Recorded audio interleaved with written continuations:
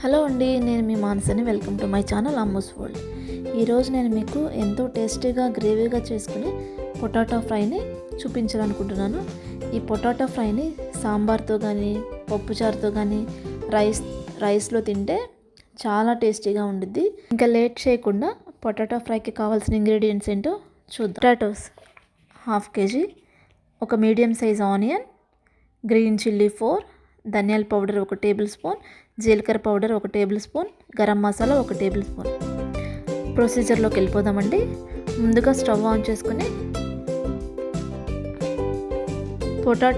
పొటాటోస్కి కొంచెం salt add చేసుకొని ఉడకబెట్టుకోవాలన్నమాట. ఒక 10 మినిట్స్ తర్వాత పోర్క్తో ప్రిక్ చేసి పొటాటోస్ ఉడికినాయో లేదో చెక్ చేసుకోవాలి.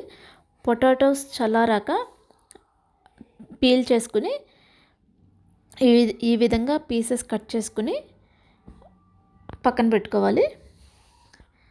స్టవ్ మీద కడాయి పెట్టుకోవాలి. మనకి ఏది నచ్చితే అది పెట్టుకోండి. నేను ఐరన్ కడాయిని పెట్టుకుంటున్నాను. దీనిలో ఒక 4 టేబుల్ స్పూన్ ఆయిల్ వేసుకుని దానిలో 2 వెల్లుల్లి దంచుకుని వేసుకోవాలి. 1 టేబుల్ స్పూన్ ఆవాలు, 1 టేబుల్ స్పూన్ జీలకర్ర, 2 ఎండుమిర్చి, కొంచెం కరివేపాకు, గ్రీన్ చిల్లీ వేసుకుని పోపు మాడిపోకుండా ఫ్రై చేసుకోవాలి. తర్వాత మనం కట్ చేసి పెట్టుకున్న ఆనియన్ని యాడ్ చేసుకోవాలి.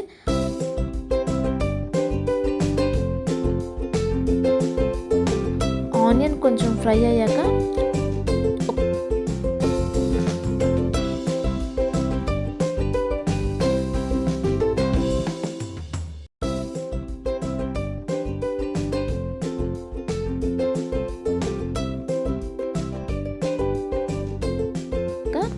ఒక టేబుల్ స్పూన్ పసుపు యాడ్ చేసుకోవాలి.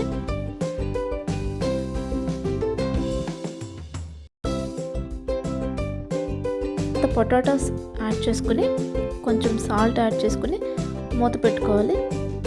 మధ్య మధ్యలో మాడిపోకుండా కలుపుకుంటూ పొటాటోస్ ఫ్రై చేసుకోవాలన్నమాట.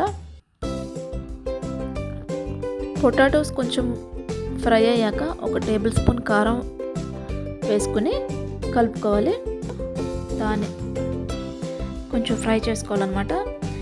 తర్వాత 1 ధనియాల పౌడర్, జీలకర్ర పౌడర్, గరం మసాలా యాడ్ చేసుకుని కొంచెం సేపు ఫ్రై చేసుకోవాలి. ఒక 5 మినిట్స్ తర్వాత కొత్తిమీరతో గార్నిష్ చేసుకుని బౌల్లోకి తీసుకోవడమే. ఎంతో టేస్టీ అయిన పొటాటో ఫ్రై రెడీ. మీరు కూడా ఒకసారి ట్రై చేసి మీకు ఎలా వచ్చిందో నాకు కమెంట్ చేస్తారని కోరుకుంటున్నాను. ఈ వీడియో కనుక మీకు నచ్చినట్లయితే please like, share, comment, subscribe my channel Ammu's world. Press bell icon. ఫర్దర్గా నేను చేసే వీడియోస్ మీకు నోటిఫికేషన్స్ వస్తుంది. Thank you for watching.